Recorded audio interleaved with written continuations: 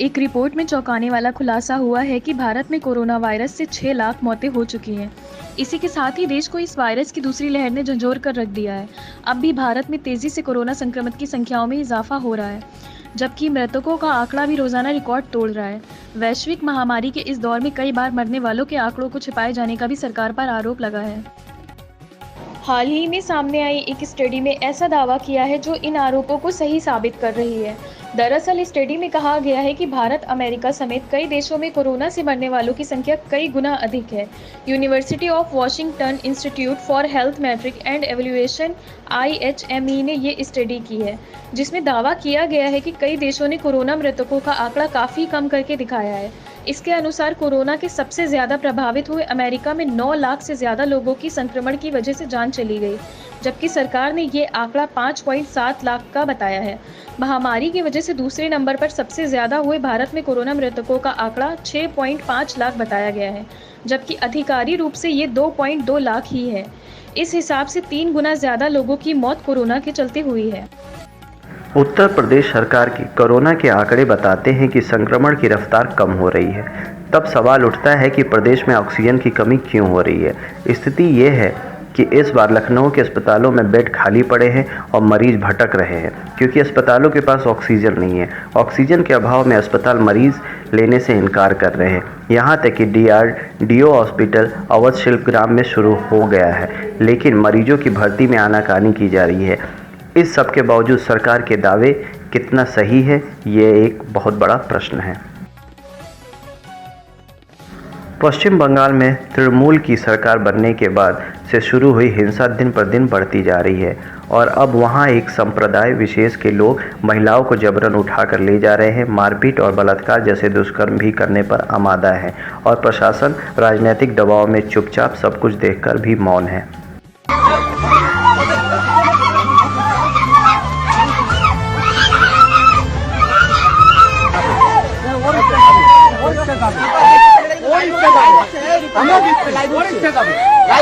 আমরা ছেড়ে দিয়েছি, হ্যাঁ, এখন ওর ইচ্ছা যাবে।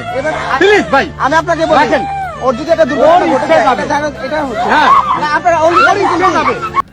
कोविड-19 के मामलों में बेतहाशा बढ़ोतरी को देखते हुए अमेरिका ने अपने नागरिकों से भारत छोड़ने की अपील की है। जनता से अपील करते हुए कहा है कि वर्तमान में मौजूद उड़ानों से वे स्वदेश लौट आए। अमेरिकी विदेश विभाग ने स्वास्थ्य अलर्ट जारी करके कहा है कि यूनाइटेड एयरलाइंस और एयर इंडिया वर्तमान में भारत से अमेरिका के लिए साप्ताहिक सीधी उड़ानों का संचालन कर रहे हैं। एयर फ्रांस, लुफ्तांजा और कतर एयरवेज पर पेरिस, फ्रैंकफर्ट और दोहा होते हुए भी उड़ानों का विकल्प मौजूद है। स्वास्थ्य अलर्ट में कहा गया है कि अमेरिका के जो नागरिक भारत से आना चाहते हैं उन्हें एयरलाइंस के माध्यम से टिकट बुक करने के लिए प्रोत्साहित किया जाता है।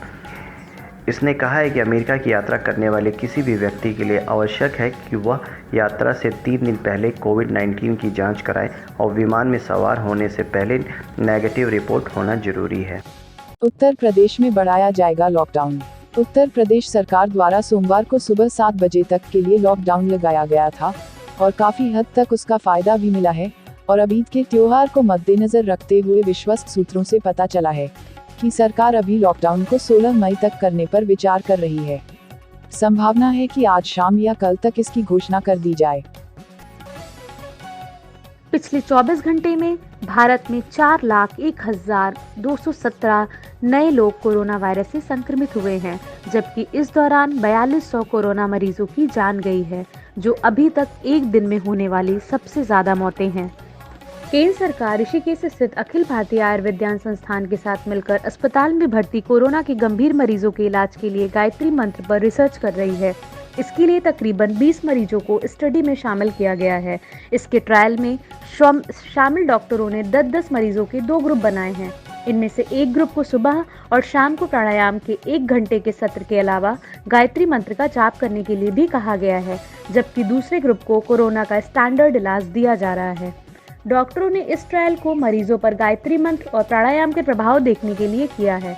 इस रिसर्च में शामिल एम्स के फेफड़ा रोग विशेषज्ञ रुचि दुआ का कहना है कि कोरोना से संक्रमित लोगों को पहले ही सांस लेने वाले एक्सरसाइज करने की सलाह दी जाती है, इसलिए हमें लगा कि मरीजों पर गायत्री मंत्र और प्राणायाम के असर को भी देखना चाहिए।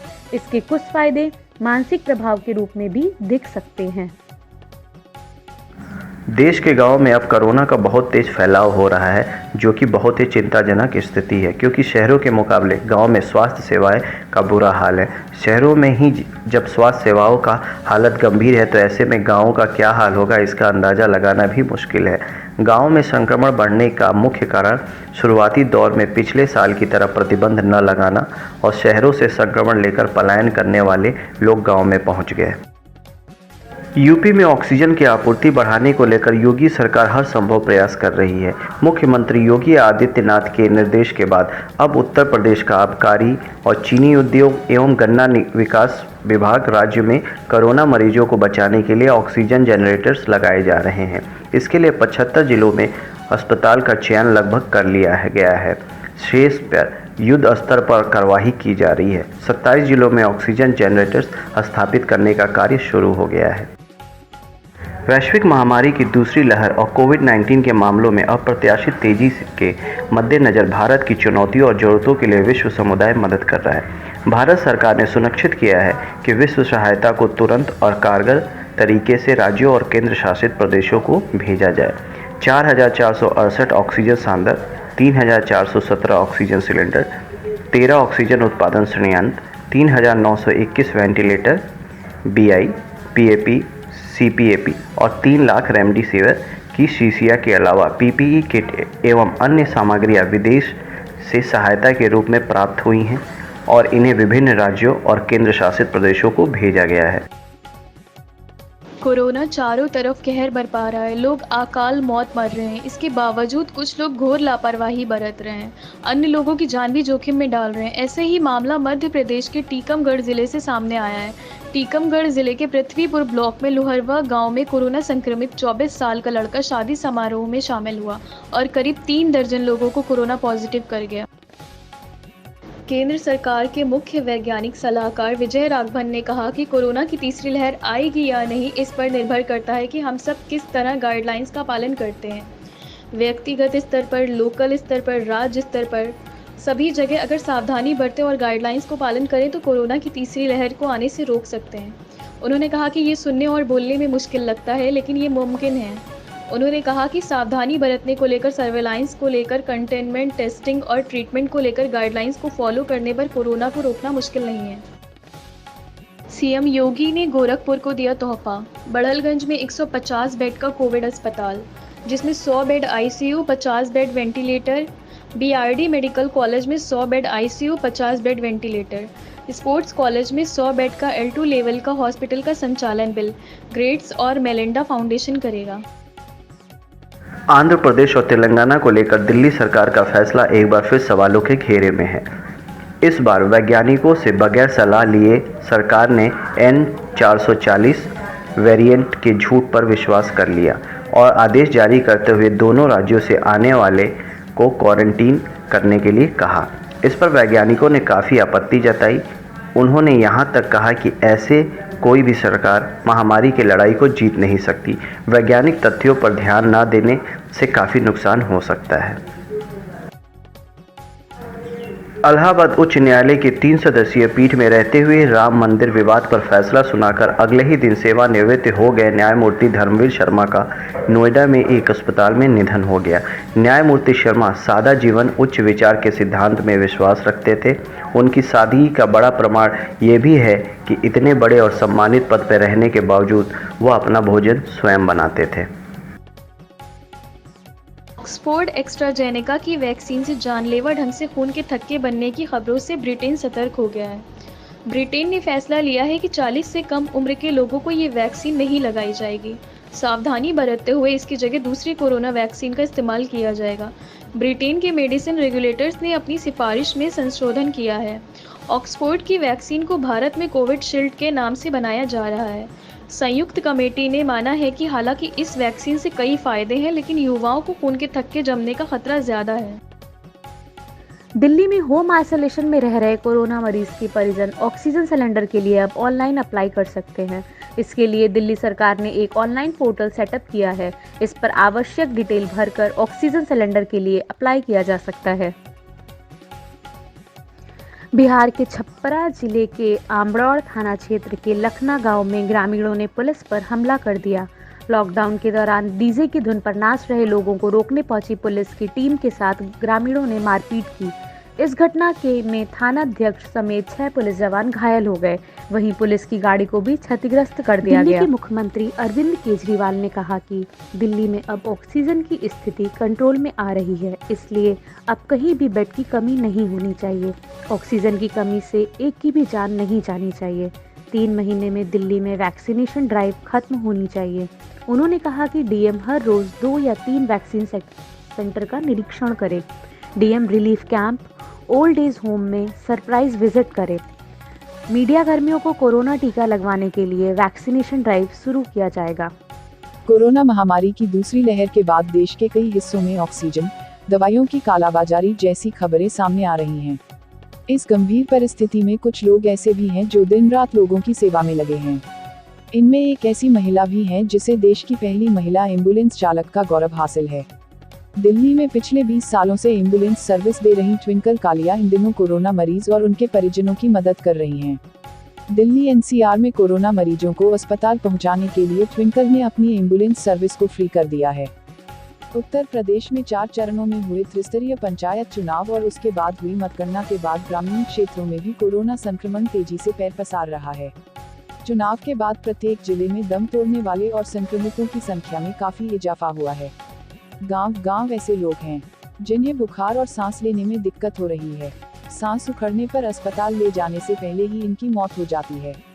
हालांकि इनमें ज्यादातर की कोरोना जांच नहीं हुई है। चुनाव के दौरान कई प्रत्याशियों की मौत हो गई, जबकि चुनाव जीतने के बाद कई जनप्रतिनिधियों ने दम तोड़ दिया।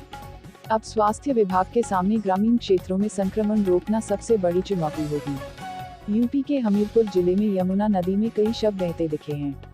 कहा जा रहा है कि लोग शवों का अंतिम संस्कार जल प्रवाह से कर रहे हैं। यमुना नदी में कई शव मिलने के बाद पुलिस ने मामले की हकीकत जानने की कोशिश की।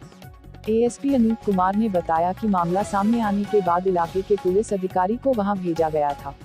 उन्होंने बताया कि पुलिस अधिकारी ने देखा कि वहां कानपुर के बाहरी जिले से ट्रैक्टर में लादकर 2 शव लाए गए और उनका अंतिम संस्कार किया गया। उन्होंने बताया कि शवों को देखकर ऐसा लगता है कि इन्हें जल प्रवाह किया गया है। कोरोना वायरस संक्रमण के खिलाफ बीते 1 मई 2021 से केंद्र सरकार की ओर चलाए गए टीकाकरण के तीसरे चरण में वैक्सीन की कमी के मद्देनजर महाराष्ट्र की उद्धव ठाकरे सरकार ने 18 से 44 साल के लोगों को टीका नहीं लगाने का फैसला किया है। टीके के सीमित स्टॉक और टीकाकरण केंद्रों पर लोगों की भीड़ को कम करने के लिए उद्धव ठाकरे की सरकार ने अब 35 से 44 साल के लोगों को टीका लगाने का फैसला किया है। उत्तर प्रदेश के सोनभद्र जिले में भीषण सड़क हादसा हुआ है।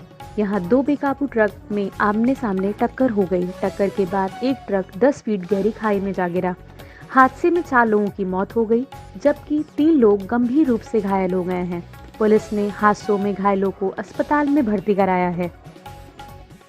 यूपी एसटीएफ ने गोरखपुर से 1-1 लाख के 2 इनामी अपराधी सनी सिंह और युवराज सिंह को गिरफ्तार किया है। गोरखपुर में एक सिंगल और एक डबल मर्डर को दिया था अंजाम।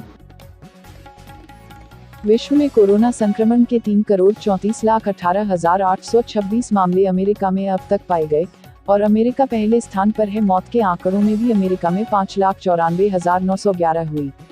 कुल मरीजों के मामले में भारत दूसरे स्थान पर है, जहां 2,18,92,676 मामले आए हैं, और ब्राजील तीसरे स्थान पर है, जहां अब तक 1,50,87,360 मामले आए।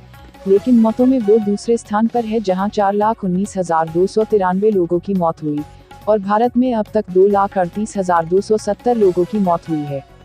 ताज़ा समाचारों से अपडेट रहने के लिए YouTube चैनल को सब्सक्राइब कीजिए।